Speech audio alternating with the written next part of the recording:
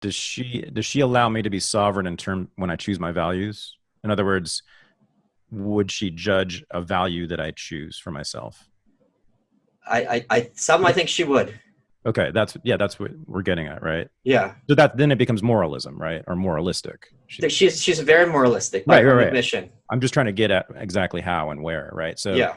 So would like I take it she would moralize against me doing certain things with my body, like eating unhealthy foods or smoking cigarettes, right? Or No, like, she was a huge advocate of smoking. She said it was kind of like looking at man's discovery of fire at your fingertips. okay, well, Um, okay, well, but she would be. I'll answer your question. yeah, I know what you're getting at. yeah. She was very much someone who would condemn those who advocate for pleasure, and she did agree that pleasure is often at the expense of happiness. But she was also very pro-sex and Hmm. She's like basically like sex is your reward for living in accordance with your values. So, but in terms of hedonism, that kind Hmm. of empty pleasure with no long-term goal in life, she was virulently opposed to that. Okay. Hedonism. So in other words, pleasure for the sake of pleasure Yeah, is, hedonism in the colloquial sense, not in the Epicurean sense, which she would love.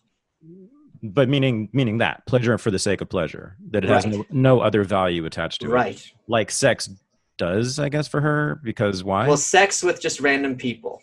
Like because she would Oh, say she has said this because sex is so special and such an expression of one's values. It should be doled out rarely and with people that you look up to. oh, On I the see. other hand, Dagny, the heroine of Atlas Shrugged, this is published in 1957, Hmm. was very much condemned for fucking the entire male cast of that book. She did. Yes. So Oh, that Rand's heroine fucks the whole cast. I didn't know that. Yeah, yeah, yeah. And she was very much pro BDSM. At one point in Atlas Shrugged, she said the bracelet. This is I think one of my favorite lines because the bracelet on her wrist gave her the most feminine of all aspects, the look of a woman chained. So she was really into that kind of rough stuff. Whoa. Yeah, Um, and what was the thing about the rape? Which book was that in? the Fountainhead. The Fountainhead. So there's a rape there. That's how we started this conversation, talking about Yeah, Ayn Rand, right? Obviously, a lot of stuff that would be horrifying to modern feminists, right? I don't, sure. I don't actually know what I even think yet about that. I didn't know about this stuff. What do you make of it, or how does it, is it important? Is it relevant? Like, for me, there's a lot of idiots, like their critique of Marx is that he beat his wife or like something like that. And it's like, no, I don't care because it doesn't have anything to do with his ideas, which are what's Right, important, right. right? Do you, and I have no clue here, do you think her ideas or her feelings or her sexuality itself informed her work?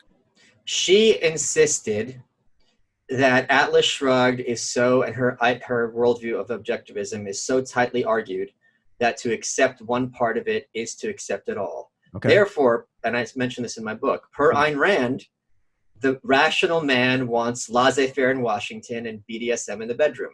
oh shit. Now, the Ayn Rand Institute, what they like to do, That's they'll awesome. say, well, some of these essays, they're not objectivism, they're just Rand's personal preferences. Oh She did wow. not feel it that way at all. She thought sex was grounded in man's nature, that it is woman's nature to look up to man, that a woman wants to be ravaged. This is not a sign of her weakness. This is a sign of a woman's strength because she's only submitting to someone who is stronger than her. Oh. When Fountainhead became a huge success, she went out to get a fur coat.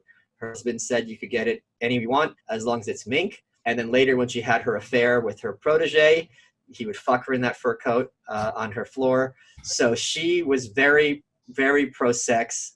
And I think I know a lot of feminists would just have to, for whatever reasons, viscerally have disdain for Rand.